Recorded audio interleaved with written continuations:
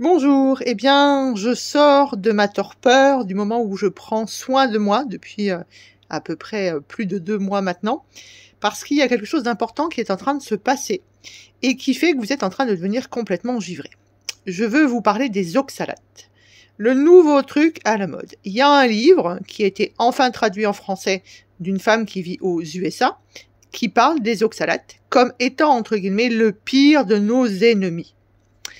Et accessoirement, cette même personne et toutes les personnes qui n'ont fait aucune étude et qui relatent les informations ont dit la même chose des leptines et des lectines, les deux, mon capitaine, parce que quand on fait vraiment de la nutrition, on sait qu'il y a les deux, et on dit pas n'importe quoi.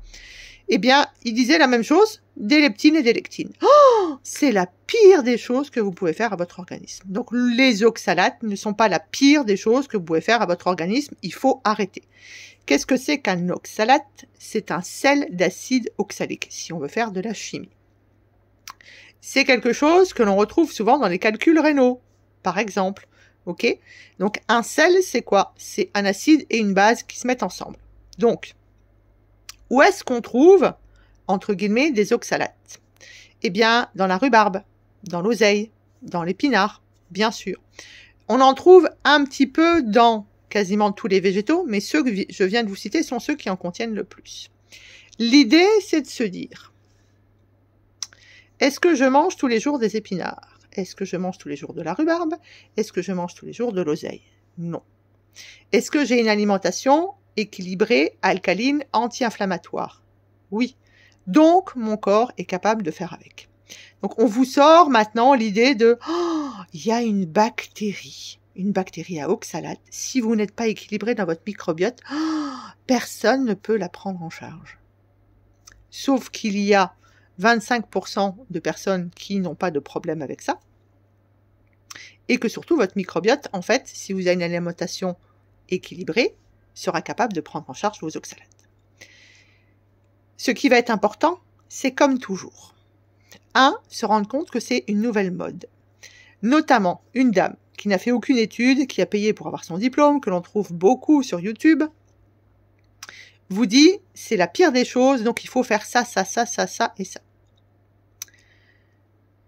Quand je regarde les publications médicales, puisqu'elle nous dit « Oh, mais moi je suis pas chamane, personne n'est chamane, c'est pas la dernière mode, c'est la vérité vraie, c'est le métabolisme. » Eh bien moi je cherche les études scientifiques.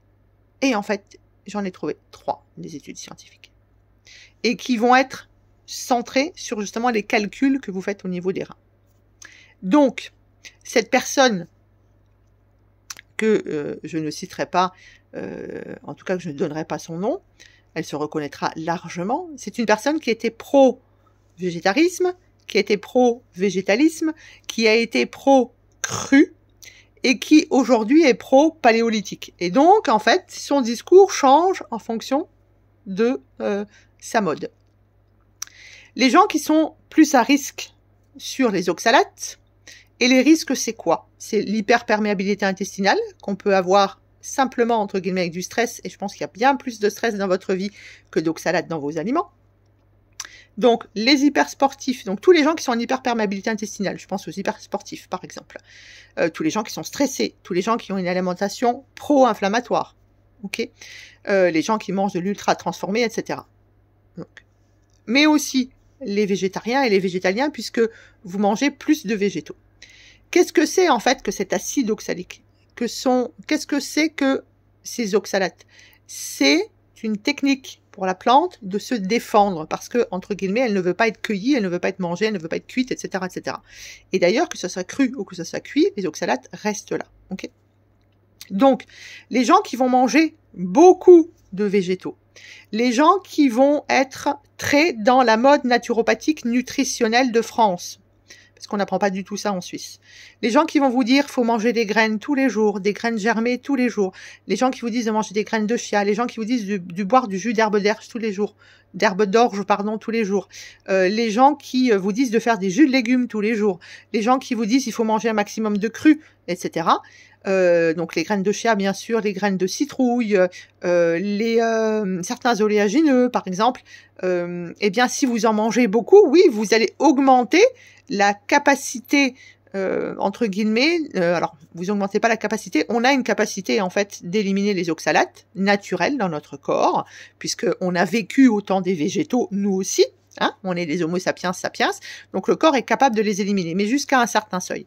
Et donc lorsque vous allez amener trop de ce qu'on appelle des super aliments, tout ce que je viens de vous citer, n'oublions pas les fèves de cacao et le fameux cacao cru, le fameux chocolat cru, que dans les écoles de naturopathie, on dit « Ah, mais mangez des oléagineux à 4 heures avec, mangez votre petit carré de chocolat, plus il est cru, plus il est en pourcentage de cacao, mieux c'est. » Eh bien, effectivement, si vous en mangez tous les jours, plus une alimentation végétale, parce qu'il faut qu'on mange du végétal, bien sûr, eh bien, vous avez un risque d'augmenter les capacités de votre corps à éliminer les oxalates. Maintenant, est-ce que ça veut dire que vous allez mourir ? Non, ça veut dire que vous risquez d'avoir un peu de sable dans les yeux, que vous risquez peut-être de faire un calcul dans les reins, que vous risquez d'avoir des sensations douloureuses dans vos articulations. Mais vous n'allez pas en mourir. Vous avez beaucoup plus de risques, entre guillemets, de faire un cancer que de risque de faire une intox aux oxalates. L'idée, c'est que l'oxalate, pour moi, c'est une histoire de mode. En fait, la nutrition en naturopathie, c'est une histoire de mode. Et on reste sur la mode des années 80 où effectivement, on doit être dans le cru, dans l'hyper-végétal, dans les super aliments, etc., etc. Et notamment, combien de médecins, combien de naturaux ont dit oh, faut prendre de la vitamine C tous les jours, c'est essentiel, c'est un antioxydant. Ben oui, sauf que la vitamine C, elle favorise l'acide oxalique, par exemple. Donc, on se calme tous.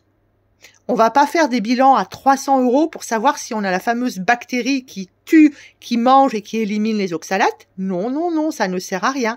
On fait le nécessaire pour ne pas être stressé, pour ne pas avoir d'hyperperméabilité intestinale et surtout pour avoir une alimentation équilibrée. Et une alimentation équilibrée, c'est ne pas faire d'orthorexie, c'est ne pas manger trop de quelque chose. Trop de graines de chia, trop d'épinards, trop de jus vert. Les jus verts, ça fait 15 ans que je vous dis qu'il ne faut pas en prendre parce que ça vous déminéralise.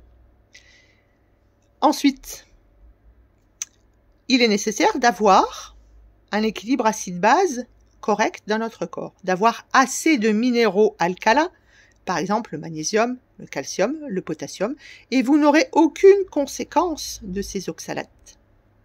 Donc, arrêtez de vous prendre la tête, arrêtez de vous stresser puisque c'est bien plus dangereux. C'est plus dangereux parce que ça peut vous donner un cancer, ça peut vous donner une maladie neurodégénérative. Calmez-vous, respirez, faites marcher votre nerf vague. Oh, oh, oh, oh. Ok, chantez, prenez soin de vous, ralentissez, ayez une alimentation équilibrée. Ni trop, ni trop peu. À bon entendeur. Au revoir, Madame Norton. Ça ne sert à rien de faire peur aux gens, puisque vous mettez du stress, que le stress c'est pro-inflammatoire. Plus on est pro-inflammatoire, plus on est acide, et plus on va être capable de créer des oxalates qu'on ne saura pas sortir de notre corps. Non, on ne donnera pas de l'argent à des laboratoires pour faire des bilans sanguins qui ne servent à rien. On se fait confiance et on ralentit.